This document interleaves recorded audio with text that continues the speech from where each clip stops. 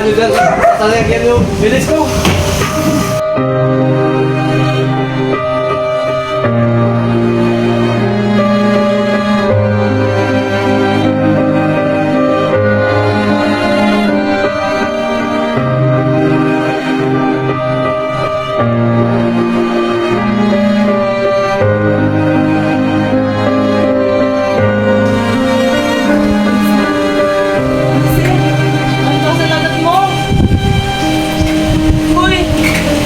Gising! Ang Maricel!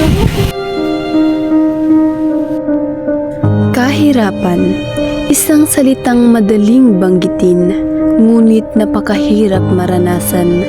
Sa bawat sulok ng ating lipunan, may mga taong araw-araw na lumalaban. Hindi para sa luho, kundi para lamang sa buhay.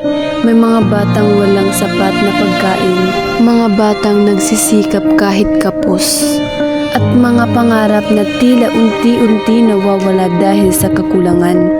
Hindi nila pinili ang sitwasyon ito, ngunit sila ang patuloy na humaharap sa gutom, pagod, at kawalan ng pagkakataon.